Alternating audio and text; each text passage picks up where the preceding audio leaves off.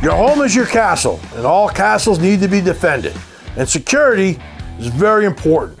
In case someone's trying to break in, to cause you harm, to steal your stuff, you want to defend it. And so there's all kinds of options available, from the very obvious to the not so obvious. Well, let's just start with the obvious, okay? First off, firearms. Now, if you're not big into firearms, this may not be an option for you. I find those that do not like this, I respect your thoughts, but this is the highest of escalation. When someone comes to do harm to you, if they have this and you don't have anything to match it, well, you've taken yourself out of the fight, and you can be very responsible, get some training, and just have a pistol in your home, and that gives you a fighting chance. So a good pistol, like this Glock here, is easy to handle, especially in close quarters if you have to move about your home because someone's inside of it and you're going down hallways and stuff. It's very small, easy to operate with. AR, long rifle, these are very functional. This one has a closing stock so I can close the distance down if I'm inside quarters. To me, unless you've been trained to clear rooms and use these things, it could be cumbersome for you to do so. So you may want to get a more of a shorter version that's really a pistol, and it's a lot smaller, it's more compact, it's easier to move about the hallways in close quarter rooms. And shotguns are always a great option. I like them because once you start blasting a shotgun down a hallway, if there's folks in there trying to assault you, more than one, you're going to have a better chance of defending yourself. This shotgun right here, it fires 12 gauge, and it comes with a 10 round magazine, so I have 10 rounds. This one's not a pump shotgun. Many people are familiar with the pump type shotgun. This eliminates me having to, pump the next round into the chamber to continue to defend myself. This one, the rounds will automatically move into place, so I'll have a better chance on rate of speed to defend myself. And I've got this great sling from Warrior Poet Society. You may have a lot of gear on, and they've got a great buckle that helps quick release it. So if I'm sitting here, this way I have my pistol, boom, boom, boom. If I'm really in a bad situation, I got it and put my pistol down, or if it's out of ammo completely, just get rid of it and I'm right up and fighting again. And for some reason, if I need to get out of this quickly, boom, that pops off and I'm not stuck in this thing. It's really smart sling. Great job with that. I highly recommend it because it's, you don't want to get caught up in your sling. There's a lot of situations like that. Let's just think about you moving on foot and you have this sling on and you happen to fall in a deep river and your gear, you're all caught up in your gear. You've got your pack on, you got this. Really quick release, you're out of at least that anchor from drowning you, right? And you can get your pack off and not drown. Another great thing about this sling is I love this bungee system. Not only is it comfortable to wear, all right, but look at that.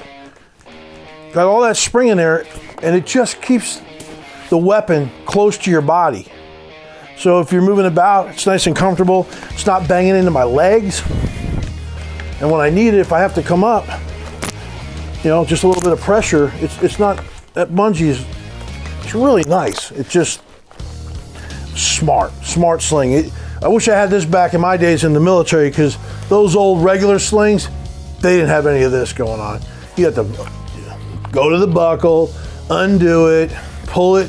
All right, is that the right length? They're always banging up on me. When you're running around and you're trying to do something and this thing hits you in a spot that you don't want it to hit, you guys know what I'm talking about. That's a bad day. This bungee prevents that. Good job on that one. All right, so that's firearm options. There's many out there. You just get the one that works for you. Make sure you're familiar with it, you've fired it, you've practiced with it, so you know what you're doing. Next, probably also a lethal situation would be a good knife. You can have those anywhere in my home. I put many folding knives, high, midway, low, hidden about, in case I'm moving around and something happens, I have to defend myself, I'm surprised. I'll know right where these things are in every room in my home. So let's say I get subdued, overtaken, somebody ties me up, I've got these things around, so when I have an opening to get to them, I can cut myself free. But a good knife, you know, it's not as good as a firearm, but it's the next level of lethality when you're defending yourself and your life's on the line. You know, make sure you understand the laws and rules, either locally, state, and federally in your area where you live, so that you understand, you know, what the use of deadly force exactly means and the different laws and rules that apply. So all kinds of, maybe a smaller knife, your kitchen, for instance, there's all kinds of, you know, knives all over there for cooking. So, you know, there's options. When you're moving about your home, there's lots of improvised weapons. You know, here's a machete. That gives me a little bit more distance, a little bit more range than, say, a smaller knife that I'm gonna have to fight with. And again, fighting with a knife is not as easy as just slashing and stabbing. You need to get some training with that. You can find other things laying around, like these car irons, you know, got a bludgeoning club weapon, baseball bats, you know.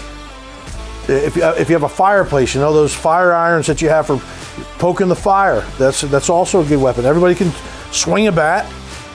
If you had to, I've got this axe. I can use the back end as a club.